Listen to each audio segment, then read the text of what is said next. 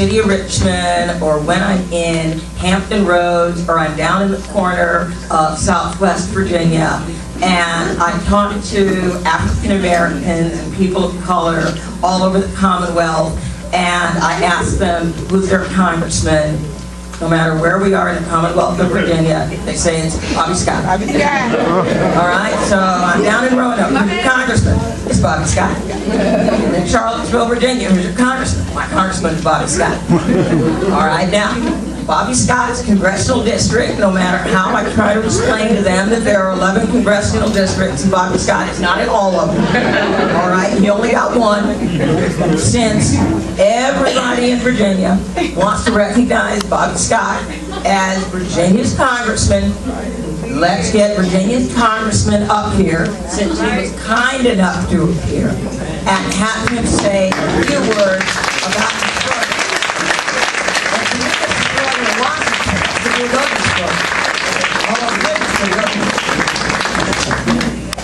Thank you. Give Andrew a round of applause.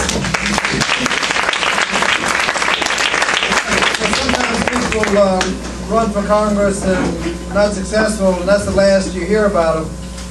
But Andrew stuck around and has been doing a great job. So thank you, and thank you for your kind words. It's certainly a pleasure to be here, and I just wanted to thank you for giving so many awards. I mean, you get the elected officials, Fergie and Henry and Lamont on behalf of Don McEachin. That's one thing, but the people who actually do the work got the other awards. Reminds me of a great musician who went around playing the organ, church to church. Ended up Reverend Hunter at a very historic church. Old church, historic church, and he was going to give an organ recital, and like I said, it was a historic church. The organ was a big, nice big organ, but it was so old that it wasn't hooked up to electricity. You had to pump the air to make the thing work. And he announced to the audience, "I will now play Mozart." Sat down, hit the keys, nothing, not a sound. Looked over, made sure the man was there. "I will now play Mozart." Sat down, hit the keys, nothing. Went over to the man and said, "Sir, when you want to start pumping the air?" He said, "I'll start pumping the air when you tell the audience that we will now play." We all have the work to do, and you gave the awards to the ones that actually doing the work. Reverend Hunter, it's good to see you. I'm trying to look around and think if anybody has known Reverend Hunter as long as I have. Because you all know him as somebody from Richmond. Now you have to worry about it. There's a concept in diplomacy called mutual assured destruction. Better known as "I won't tell if you don't tell." Rodney Hunter is originally from Newport News, Virginia. Went to Booker T. Washington Elementary School. Same time I went to Booker T. Washington. Same thing. That's all of it. Yes, we went to elementary school. That's all. But it is a pleasure to be here. And just earlier today, we were talking about the budget and trying to see what we can do to actually balance the budget. And we've got some real problems with the budget. We got a deficit that is unsustainable, and we need to make some tough choices. Now we've developed a new phrase. You've heard of deficit hawks. Those are people that are serious about the deficit. Well, we've also found another phrase we're starting to use, and that's deficit peacocks. That's people strut around talking about the deficit, but not to cast the first vote to do anything about it. And so we got last December. We passed a tax cut, $800 billion, $400 billion a year for 2 years, $800 billion tax cut. And I like to tell people about how big it is. Henry, general fund budget for the Commonwealth of Virginia, just the general fund, every year, about $17 billion. Now they spend about twice that with federal funds and everything else. The general fund budget, $17 billion. Add up all 50 states' general fund budgets. Add them all up. 650 billion. We cut 800 billion out of revenues in one whack. And I told him, I was going to say, I told you so. I said, well, how are you going to pay for it? We better not do this until you know how you're going to pay for it. And they said, don't worry about it. Look at all the tax cuts everybody's getting. Don't worry about how you're going to pay for it, because we'll pay for that, worry about it later. It's like Oprah Winfrey. You know, when you get a car, well, you get a tax cut, you get a tax cut, you get a tax cut. Everybody's got a tax cut and they pass it, everybody voted for it except a few of us that said, wait a minute, how are you going to pay for it? Well, it's like Jerry Blouse tells a story about Ed Willett, who y'all remember was a stingy old chairman of the Finance Committee, State Senate Finance Committee, and he was running for re-election, went into a bar one day, and you could hear the people talking, oh, that old stingy old Ed Willie, I don't hate that stingy old Ed Willie. And we got a beer and turned to the bartender and said, bartender, when Ed Willie drinks, everybody drinks. Oh, they couldn't believe it. Set up the whole house. Everybody slapping each other on the back. Oh, celebrating, jolly good fellow. Oh, man, he's my man. Everybody set up the whole house. And he's finished his beer, slapped a couple dollars on the table, and said, bartender, when Ed Willie pays, everybody pays.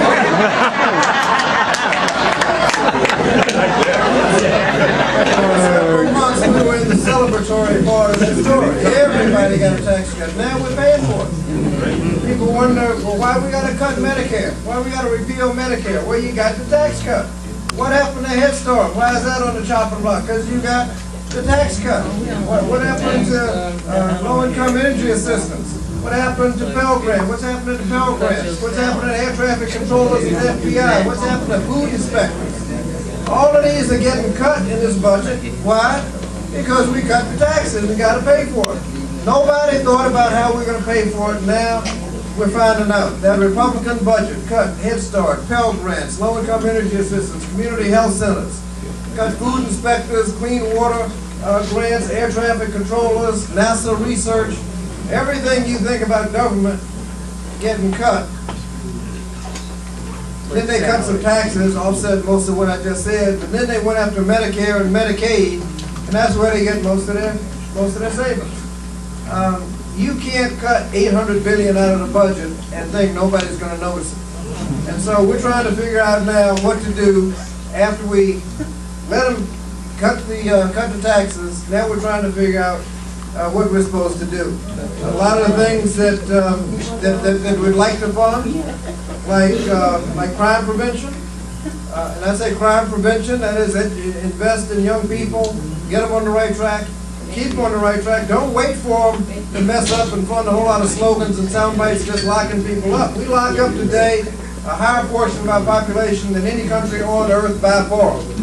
So much so that the Pew Research Center says we lock up so many people, it's counterproductive. We're injecting more social pathology into communities and we're bringing out because we're locking up so many people. When we know if we invested in early childhood education and after-school programs, and second chance, and all the kind of things to keep people out of trouble to begin with, they wouldn't be going to jail. And we'd be saving more money in the process. One of the best things we can do is improve education. Of course, that takes money. You got to have the Head Start funding. You got to have the good Title I funding. You got to have the Pell Grant so they know they can go to college. All of that is being cut. And one of the main things that we're looking at is health care. And PDA, a single payer plan. We tried that. Representative Conyers is a lead in the single payer plan. Essentially, the easiest way to describe it, instead of waiting to 65 to get a Medicare card, when you're born, you get a Medicare card. Medicare for everybody. It's the most efficient way of delivering health care. Everybody's going to need health care. The most efficient way of doing it is a single payer plan. But we didn't have enough votes for that. The majority of the Democrats supported it, but not 218 you needed. We did have 218 in the House for a public option. That is, if you want a Medicare card, you can get that. If you want to get Blue Cross Blue Shield, you can get that. But you have the option of the public option. And the private companies rightfully attacked that with everything they had, because Medicare and Medicaid are running on about a 1% administrative fee. The private ones have about 15 to 20%. They got to pay CEO salaries that are out of sight. They got to get the corporate jets. They got to pay for advertising, commissions. The for-profits got to send out dividends. They got to charge for all that. And they're about 15 to 20% higher. They knew that if people had the option, a public option, that's what everybody would pick. So they had to try to kill it. We got it out of the House. They killed it over in the Senate. So we don't have a public option. But we do have a system where, for the first time in history, starting in 2014, that every American will be able to afford health care insurance. It's the first time we've been trying since the first Roosevelt was president. For about 100 years we've been trying, and we finally passed it. Health care for each and every American.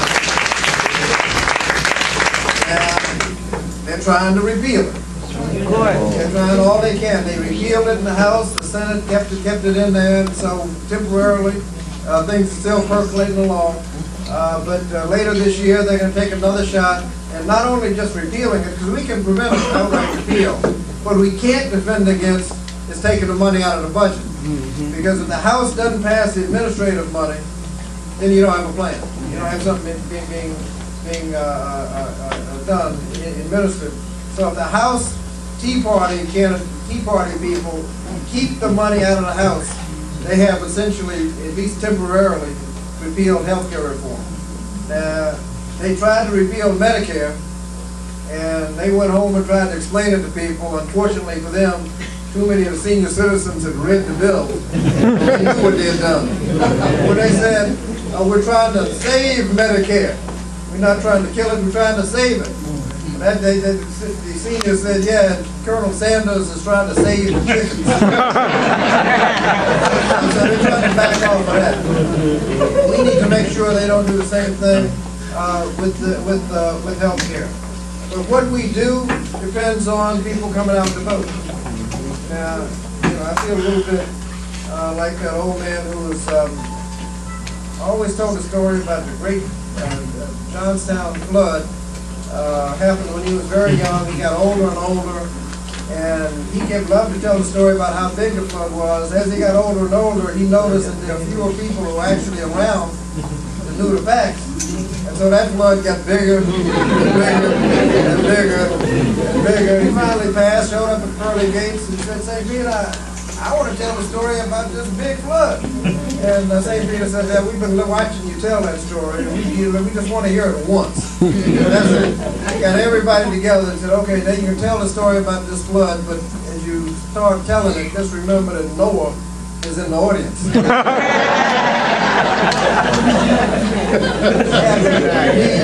Henry Marsh and Lamont Bagley talked about voter registration with Fergie Reid in the audience. It was like that guy telling the story about the flood with Noah in the audience. Way back before the Voting Rights Act, Fergie Reid was one of the founding members of the statewide crusade for voters. It's already been said that you wouldn't run for statewide office without checking in with the state crusade. And when the state crusade made an endorsement, everybody knew what was going on. Richmond changed because of the hard work of Fergie Reid and a few others. So Fergie, thank you for all of your hard work. We are here because of your work.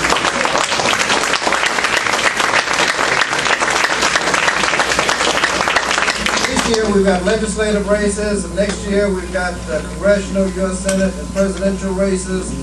I've told people that I'm considering running for something, but just next year, let's worry about this year.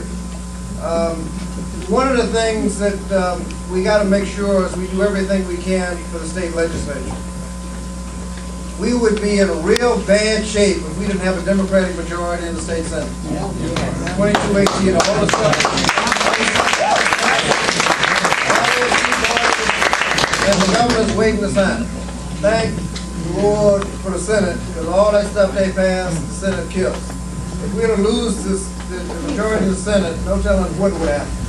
We need to pick up seats in the House. It's very unlikely that you can pick up, what do you need, about 20 seats in in the House of Delegates to get the majority. We're not going to do that in one election, but if we chip away at it, we can get there. It took the Republicans about 20 years to get the majority. They started chipping away. They had about 10 straight elections where they picked up seats. And after about 10 or 15 elections, it took them about 20, 25 years, they finally got the majority. So it's going to take us a little time to get it back, but we got to start chipping away. But it's going to require voter registration, voter education, targeted resources. And if you're in a district where your Democrat is winning easily, then go volunteer somewhere else. Help somebody else win. But next year in the presidential election, we knew a long time, very early in the race, that Barack Obama could win if he carried Virginia. Because we looked around the country and saw that John Kerry won a number of states. And if you added Iowa, where Barack Obama had campaigned a long time and McCain had skipped, that was in the bag, then we were 11 electoral votes short of the 278 we needed. Virginia has 13. And we figured we could win those. We needed to win 11 more, and Virginia would put us over. It turned out that that McCain came nowhere close in Iowa or any of the Kerry states. We won the Kerry states, I think all of them by at least 15 to 20 points. We needed one more state with at least 11 electoral votes. And when we carried Virginia, it was announced at 10:58 Yes, it was. that we won Virginia, and at 11 o'clock they announced that Barack Obama had been elected president.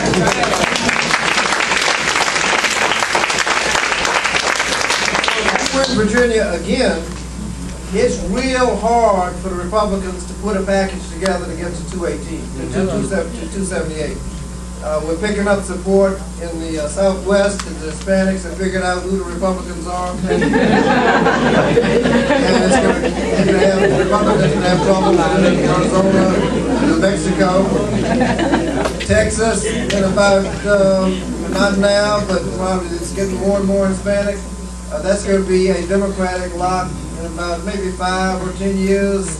But all of those Southwest, Colorado, are tending Democrat. If we win Virginia, it's just hard to imagine how the Republicans can put together a package of 278, because it would require them to win a state, to carry one, and win everything else. And they're not going to win everything else, and they're not going to win anything to carry one. So if we can win Virginia again, it's real tough. That's going to require voter registration and an intensive get-out-the-vote effort. Now, the first time that Barack Obama ran, everybody's all excited and everything. You know, you got all this hope stuff going on. Now that you said to govern, and reality is set in, you can't do everything that people want. It's going to be harder to get people to come out and vote. So we just got to work hard. If we work harder, we can get people out to vote, and that's the kind of thing that will make it possible to win. So we have a lot of work to do. The progressive agenda will depend on people coming out to vote. We're going to be redoing redistricting. That's going to be a legal fight. But if we get that, we'll pick up another seat in Virginia in Congress. But the work that the PDA does in making sure that the progressive vote comes out to vote, that we elect good candidates, will make it not only possible to win seats in the General Assembly, maintain or gain seats in Congress, but most important, we need to make sure that we carry Virginia for president, because if we do, we'll have 4 more years with Barack Obama as our president of the United States.